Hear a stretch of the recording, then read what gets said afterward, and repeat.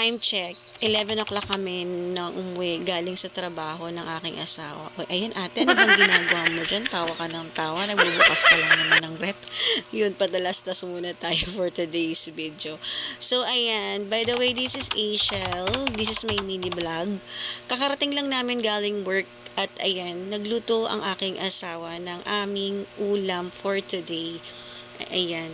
Time check, 11 kami dumating and then 11:18, ayan, nagluluto na siya ng aming gabihan for today's video. Wow! Sipag naman yan. Yan. Hindi niya alam na binibidyoan ko siya dyan. Kaya yan, nasa CCTV. Hi nga pala sa makalat naming kusina for today's video. Pagpasensyahan nyo na yung messy naming kusina.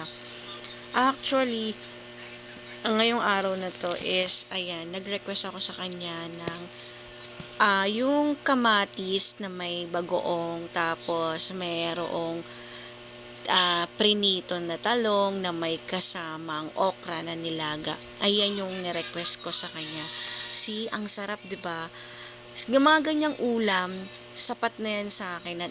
Okay na ako dyan. Sold na ako dyan. Ayan, yay! Kakain na. Ang sarap talaga ng mga food na ganito, no? Nakakamiss. Actually, minsan lang kasi talaga maggulay sa bahay. Kasi nga, hindi naman talaga kumakain ng gulay yung mga anak ko. Kaya ganyan yung mga katawan nila. Oh, well, syempre, kain na kami at papakabusog kami for today's video. So, ayan, lamon kami ng lamon. Anak na Kylie, ano bang ginagawa mo dyan? At tawa ka ng tawa dyan sa likod.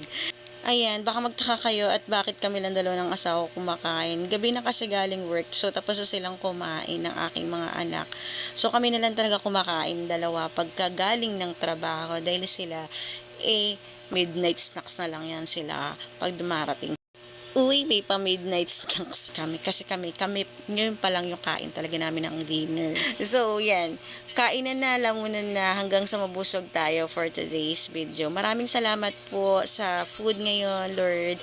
At nawa, wag po kayo magsawang magbigay po ng blessings sa amin. Maraming salamat po.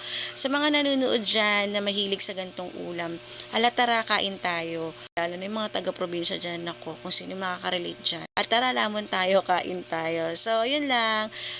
Good night. Bye.